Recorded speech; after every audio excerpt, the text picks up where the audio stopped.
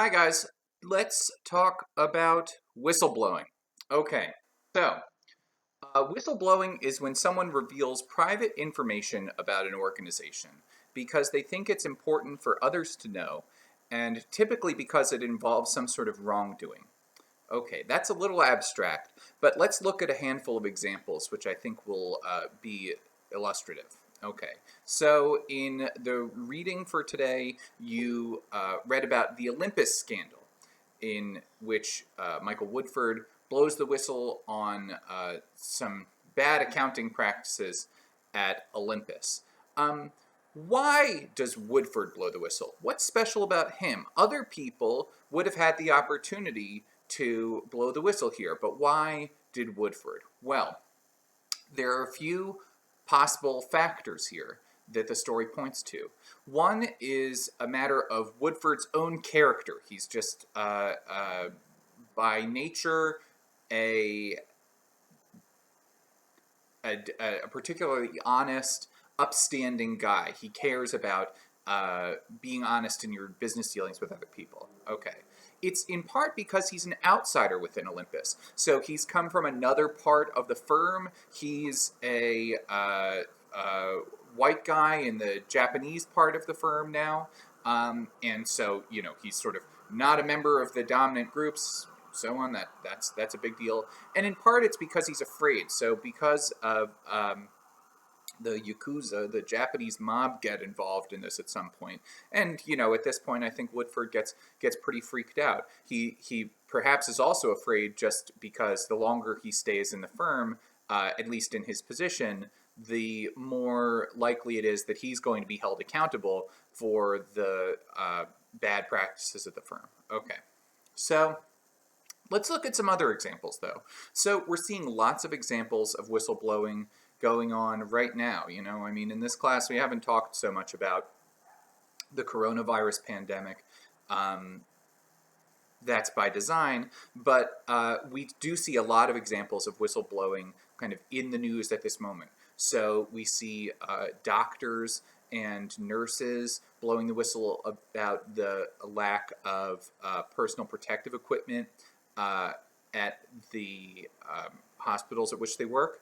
We see nursing home workers blowing the whistle on sort of alarming disease and mortality rates at nursing homes, or filthy or shabby conditions, or lack of access to tests for the coronavirus. We see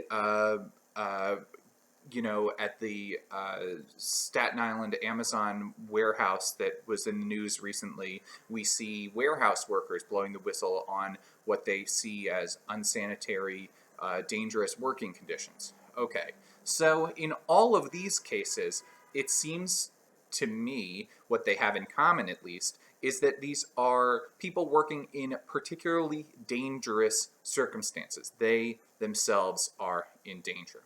Okay. To give another couple of examples, we might think about one famous case is the case of Edward Seidel at Putnam Investments. This was a very big whistleblowing case in the late 80s, where Putnam Investments was like this mutual fund managing company, and they did the wrongdoing is a little obscure. It's a little inside baseball, but they were what's called front running. Um, um, they senior partners at the firm would ask for junior partners to delay giving advice to clients so that they could make trades first before the clients get to make those similar trades. It's called front running. I am not a finance guy. I won't go into the details of why this is wrong, but this is a big no-no in the finance world. And Seidel came in and blew the whistle about this. He was a young guy. His previous experience was with the SEC. He had been a lawyer at the Securities and Exchange Commission. He'd been a lawyer for a government agency which regulates a big chunk of the financial sector. And so Yeah, so that's sort of all you need to know about the case. But you might ask, okay, so what's special about Ed Seidel? Um, um, there are a couple of things here. Partly, like Woodford, he's an outsider. He's not somebody who's been kind of steeped in the culture of this institution for a long time. He kind of gets his norms, his sense of what's acceptable or okay from his work at the SEC. And clearly, the norms at the SEC, the sort of expectations of behavior at the SEC, were different from the expectations at Putnam. And lastly, I mean, he's working in the finance industry in the late 80s when, frankly, if you had experience as a lawyer working for a mutual fund, you could kind of get a job anywhere. So Seidel felt protected when he was blowing the whistle about this stuff. He blew the whistle first internally to upper management at this firm, but also to the SEC, because he knew who to speak to at the SEC. That's a relevant fact, is that he was also a person who knew how to go about blowing the whistle. He knew whom he could contact. He wasn't just going to, throw a story at the press. I mean, he could have done that, but he wasn't just going to throw a story at the press. He knew which specific people at the SEC he could raise his complaints with, and which specific people within his own firm he could raise these complaints with. Okay, so he's an outsider. He has a reasonable expectation of job security, and he knows kind of where to bring his complaints. Okay, another couple of whistleblowers that we might consider are in the Madoff scandal. This is a few years ago now, but maybe you remember there was a famous Ponzi scheme. A lot of celebrities lost a lot of money. I think Kevin Bacon the actor lost a few $1,000,000, whatever. So there's a famous Ponzi scheme managed by New York finance guy named Bertie Madoff. And a couple of the whistleblowers who first brought the nature of Madoff's business to light were named Harry Markopolos and Frank Casey. And the things to notice about them were that a lot of people who could have found out that Madoff was running a Ponzi scheme didn't, because Madoff had a reputation for being a kind of scary, smart person. Somebody who was just like such an intimidating business genius guy that you wouldn't really want to question his own practices. But Harry and Frank were willing to question the authority of this guy. They sort of scratched the surface and realized the story that he was telling about how he was making all this money just didn't make sense. Part of it is that Markopolos and Casey were competitors. They weren't actually working within any firm that Madoff was running. They had a financial incentive to see Madoff go down. So it was good for them to see this guy get taken down. Lastly, at least one part of the story that in interviews with Frank Casey, he tells the story of just sort of meeting a business journalist almost by accident, and says, "Oh, hey, have I got a story for you?" So it's not clear that Casey was, at least at the time, sort of seeking out a whistleblower status, this sort of opportunity to blow the whistle, to take his concerns about Madoff to the press, were sort of handed to him on a silver platter. I mean, it was a very easy opportunity to blow the whistle about this guy. Okay. Lastly, one other example which might be helpful here is the case of Sharon Watkins at Enron. She was one of the chief whistleblowers at Enron. Enron, again, this is sort of an old story. It was a company that they did a lot of different things. They were largely an energy company. And a sort of futures trading company, but the company collapsed, and it was in the early 2000s, and it was uh, like one of the biggest companies ever to fail ever. I mean, so the company was worth hundreds of millions of dollars. Okay. A lot of people lost a lot of money. A lot of people killed themselves. I mean, it was a really serious mess that Enron caused. And Sharon Watkins was one of the whistleblowers. She was a VP, and she one of the salient features of the story, one of the features of her story that stands out, is that she saw the accounting fraud that was going on at Enron, and she took it to her higher ups. She took it to the C-suite people here at the firm, and they kind of brushed her off. They kind of said, yeah, don't worry about it, don't worry about it. And so that's when she took her whistleblowing complaints elsewhere. When she, I can't remember whether she took it first to the press or to some government regulators or something like that, but she took it elsewhere. What's the matter, sweet boy? Did you not like it when we did the yoga? No, You didn't like the yoga? no. I'm Oh, sad. I'm sorry, sweetie. Okay. Okay. Hello, philosophy. Okay.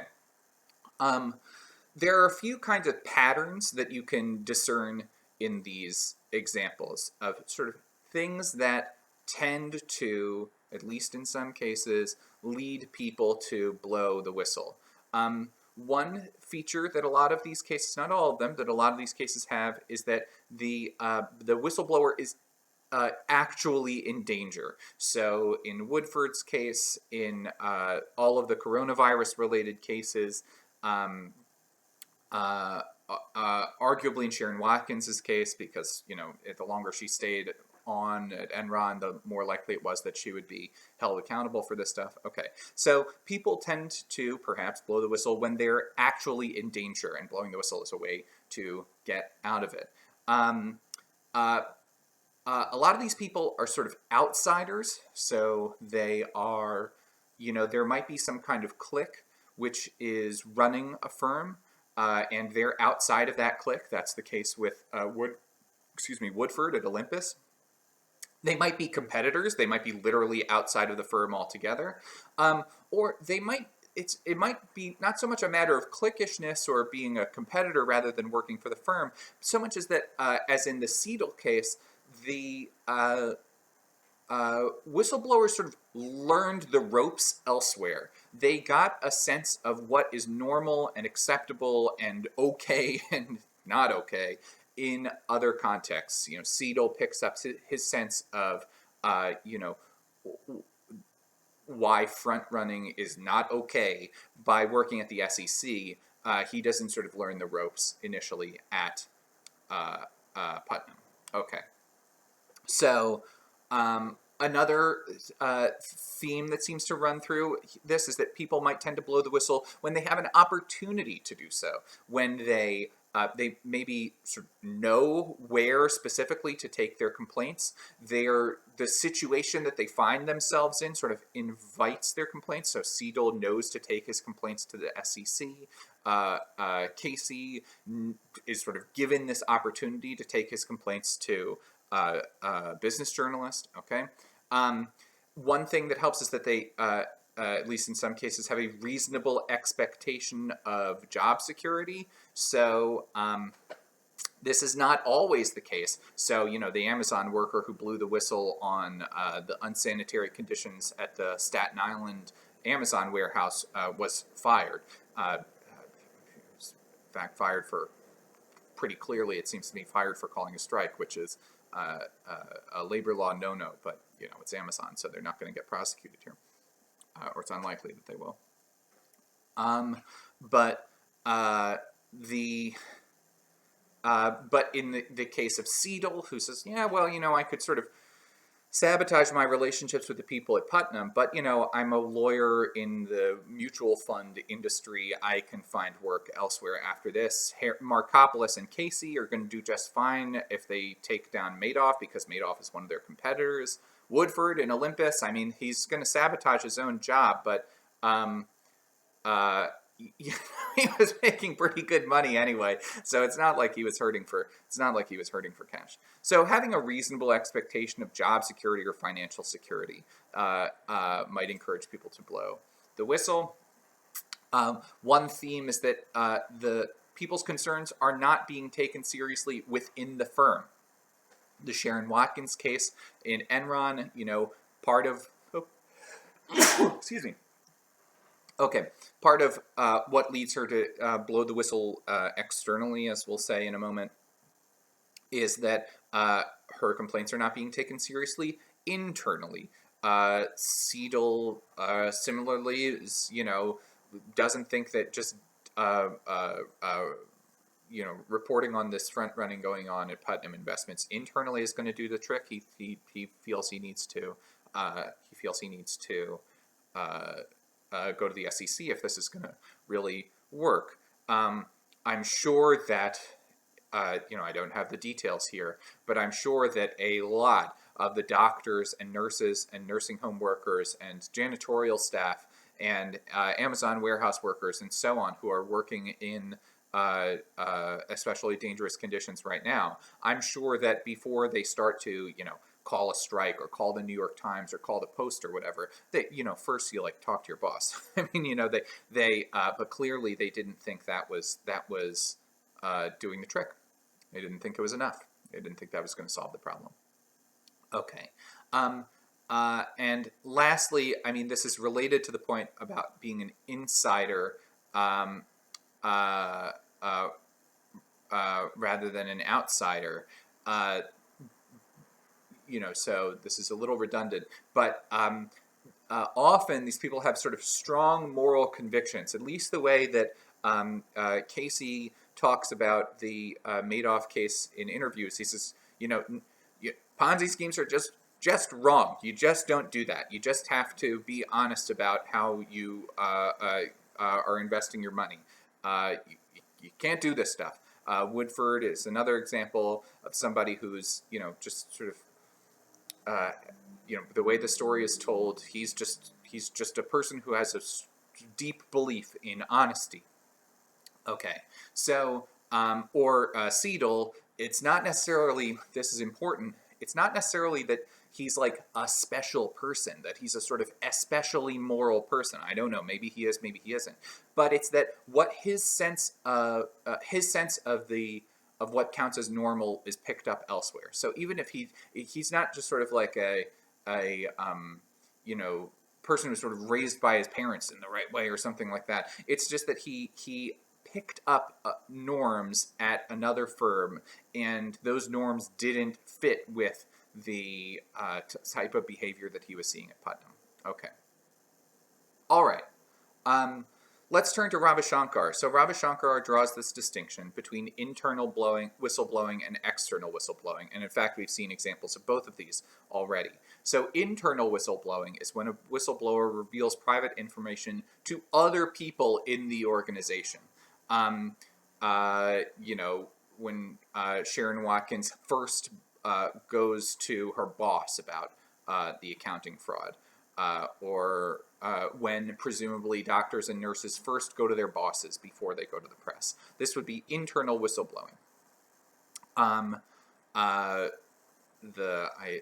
heard a story earlier today of nurses being encouraged to sign paperwork saying that they had been trained to perform procedures that they had in fact not been trained to perform, which is, it seems to me, incredibly fucked up. I mean, this is probably a legal ruse to get the nurses to take the fall if something goes wrong, which is just frankly just unconscionable in this kind of situation. But so the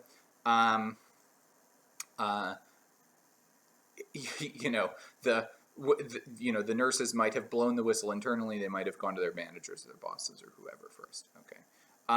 External whistleblowing, on the other hand, is when a whistleblower reveals some private information to the general public or to a regulatory agency or to the press, or somehow takes the information outside of the firm.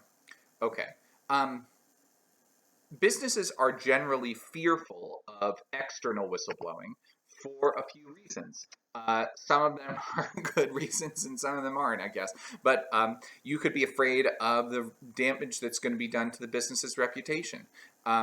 You could be afraid of the legal expenses that are going to come with the external whistleblowing in case there's some lawsuit that needs to be filed or there's some criminal case that has to be dealt with.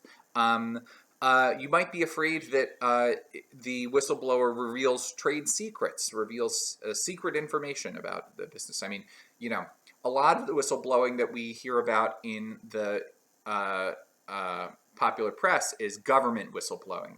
Edward Snowden, uh, Chelsea Manning, Julian Assange, people revealing information about, government activity that they disagree with. So here, we're not concerned with trade secrets exactly. We're concerned with government secrets. But that's often, the kind of first line of defense, or rather the first line of attack against the Snowdens and Mannings and Assanges of the world, is that this is really sensitive information and it should not be made public. There's a reason why it's secret, when the government is tapping your phone, or when the government murders children in Iraq or whatever. So, often when people are annoyed by whistleblowers, or if businesses are fearful or disdainful of whistleblowers, it's for these reasons. It's also, I think, a kind of more interpersonal thing to a certain extent. So, we all have the concept of a snitch or a rat. But what is a snitch or a rat really? It's somebody whose loyalty you think should be to to the people who are sort of like at their level or something like that, but they defy those loyalties and take do something that's in the interest of people who are sort of on the outside. So there's some clique, there's some in-group, there's some sort of network of loyalties within a firm, and the whistleblower is a snitch, is a rat. There's somebody who um, violates the sanctity of that network of loyalties. Okay, so I think the part of what motivates people to fear and disdain whistleblowers is their frankly often misguided sense of loyalty within a firm. Or within a government organization or something like that. So, I think it's worth thinking about this in general. What does... It's not hard to think of examples of really bad behavior that are caused by valuing loyalty. Is there anything really that's good about the value of loyalty? Is there anything philosophically defensible about valuing loyalty? I'm not entirely sure there is, but that's a sort of more abstract philosophical point. The sort of material point about how whistleblowing is sort of handled and reacted to is just that people expect loyalty. There are norms of loyalty often within a firm, no matter how toxic those norms are, and whistleblowing is seen, especially external whistleblowing, is seen as an affront to those norms. Okay, so it's worth pointing out that retaliation, there are all sorts of legal protections for whistleblowers. Retaliation against whistleblowers is against the law, but it's no surprise that the law is inconsistently enforced when it's David versus Goliath, when it's some lowly worker versus Amazon or whatever. In the eyes of the criminal justice system, Amazon is going to win. But retaliation against whistleblowers, while it's often not legally enforced, is there? I mean, especially at smaller firms which have sort of less hold or sway over the government, you do open yourself up to legal liability. Okay.